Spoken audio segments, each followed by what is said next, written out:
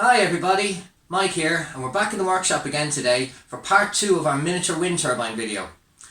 Now in today's video, this is probably the easiest part of the whole project. It's just basic fabrication, and what we're going to do is we're going to attach the squirrel cage to our miniature generator or our turntable motor that we harvested from the microwave. To do that, we're going to use an inline skate wheel, which I removed from this frame of inline skate wheels.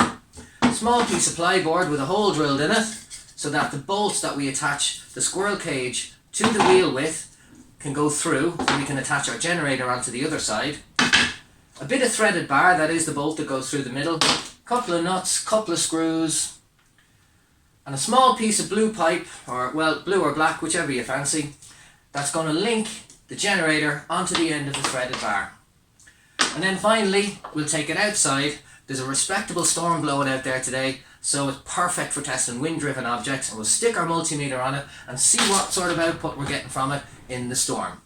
So let's bring the camera in closer and you can see properly how we are going to assemble all of this together. And all of this, you know, between part 1 of the video, part 2 and part 3, which I'll talk about at the end of this, you should be able to do all of this in less than a day.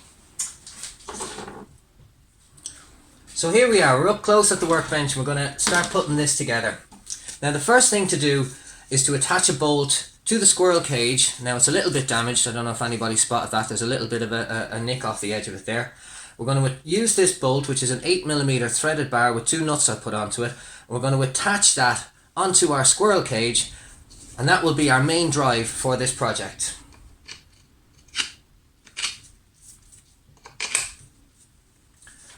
So basically just 2 13mm nuts onto M8 bar, wind it on a bit, and then we tighten up our 2 nuts very simply with some spanners.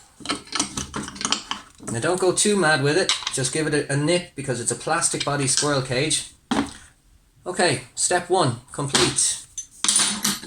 Now the next stage is that we need to attach our inline skate wheel onto our piece of plyboard over the hole so that it lines up just like so. And that way the end of the threaded bar can come up through here and we can attach our generator onto this side of the board on the end. Now very simply, as you can see in the inline skate, it's little plastic spokes. We're just going to drive a screw straight down through that and attach it to the board.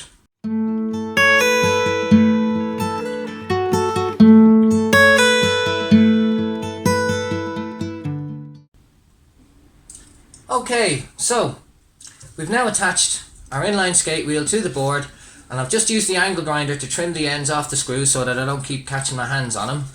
So the next step now is that we want to attach the squirrel cage through this to the inline skate wheel, and that's just very easy. Slide it down, that's not bad. Bear in mind also that you need to leave enough of the thread clear on the other side to attach the piece of rubber pipe which is going to join the generator to the threaded bar to the board. So we're not too... Okay, next step, we're going to put a nut on the back of it. A little bit of a wobble in it, but it'll be okay. Now for the next step, the generator is going to have to sit on something like this. So we need some spacer blocks to hold up the generator because we need something to screw the generator down onto to hold it all together. Okay, so I've gone and I've cut 2 little pieces and just attached them to the board with 2 screws. Little word to the wise, if you're using really thin timber or if you're using thin cuts like this, it's always a good idea just to pre-drill some smaller holes. Alright, next step. Now this is the difficult issue.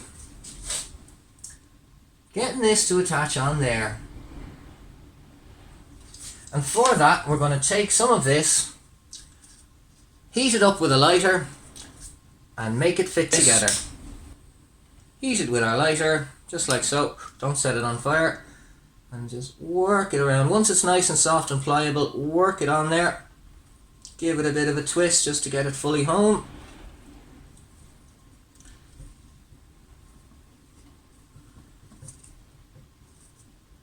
And now allow it to cool again. So for the next part, we need to heat the other end of it and try and slip that roll plug into there Okay, so once that's gone inside, it should be at the correct height and have a nice fit. So once again, just take your lighter, soften up the plastic, well, plastic rubber, whatever, and we'll try and wiggle the raw plug in there, in as much as we can, right down to the threaded section, and it does drive it. Wonderful. Okay, now we've got a bit of a gap here. I'll put 2 pieces of ply. That should hopefully sit just like that. Alright, so next step. Get a couple of screws.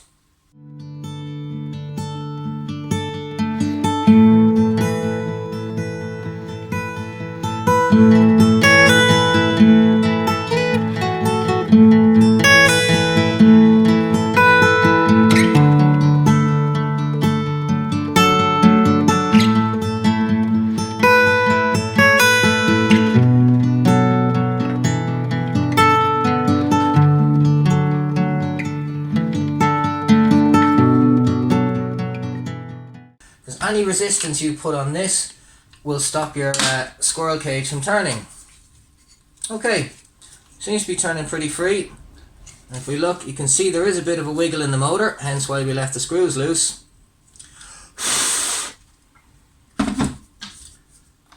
Next step then, we need to put it on a frame.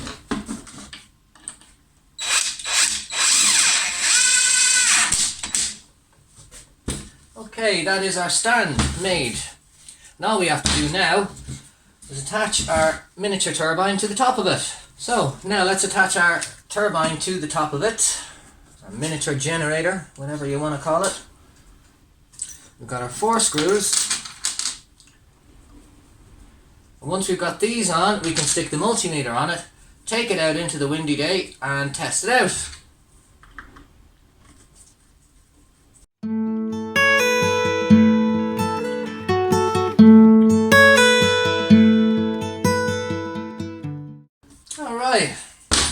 So there you have it.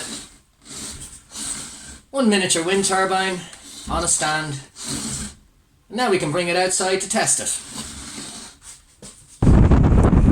Okay, so we've now come outside. Try and get the generator into the wind to try and catch it. I just put it up on some stools and a bit of timber to get it up off the ground. And as you can see, it's turning nicely in the wind.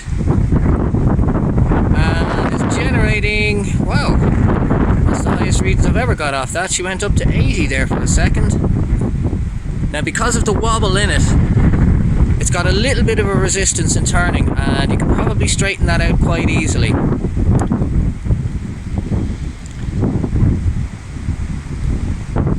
I do apologise if there's any wind noise in this video. We're coming to the tail end of the storm here now. I'll just have a quick pan of the camera across so you can see the large wind turbine up behind the house there. It's working away nicely. So yeah, that's it. Miniature wind turbine from microwave and some old carpet. Wow, did that went to 170.